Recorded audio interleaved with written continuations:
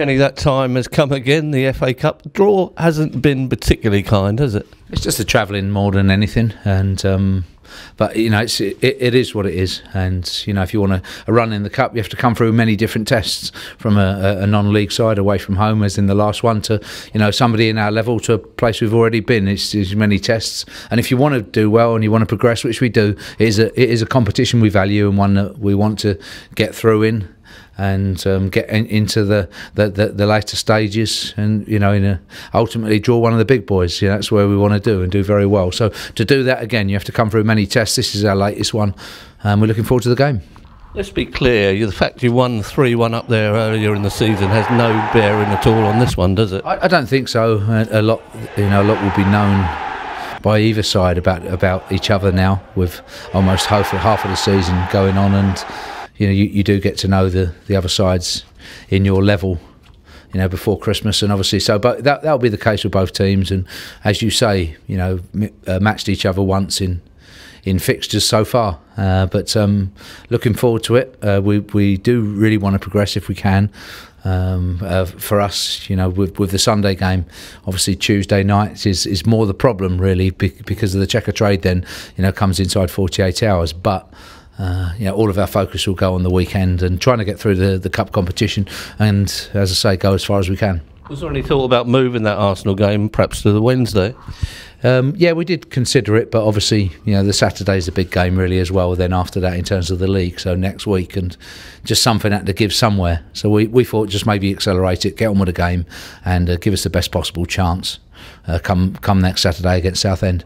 Of course, there's nothing more contagious than winning, and you're doing that at the moment. Yeah, it's a nice run that we're on, and hard-fought win on Tuesday night, but great victory for us again, and in a situation where we want to continue that, whichever the tournament, and wherever we're playing, we want to try to keep that momentum. It's hard to earn, it's hard to keep going, and we have to work hard to do that. Did you pick any injuries up the other night? The only one is Dave Wheeler came on and just felt his back stroke hamstring. I don't know how long he'll be out or whether he'll be fit for this weekend. He's the only one with in terms of injuries. We're hopeful of having Mason back and around it if we can. So some little bit to do in terms of those two lads for the next few days. You don't tend to tinker with your teams in this competition. Is that likely to remain the case? We'll see. I think each people ask me that. Do you like to change and or like to keep it consistent? If you can keep it consistent, then that's great as a manager, but it doesn't work that way always, and there's people need a break for different reasons. So whether this is the right weekend for it, we'll see. But I think it's very much you have to take each situation as it comes. I don't think there's a set of rules that you can just say, we don't change a winning team, or we rotate the squad. It's the right thing at the right time, right decision at the right time.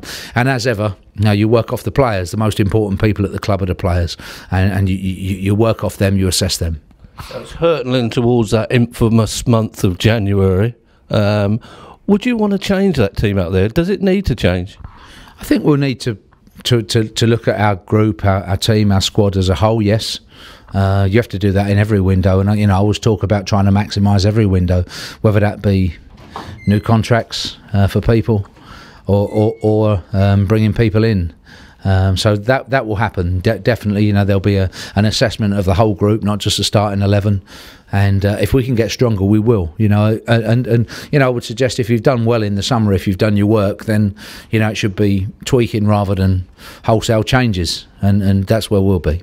Are there specific targets you have in mind? Yeah, we have a good take on we feel the market, if you like, and in particular.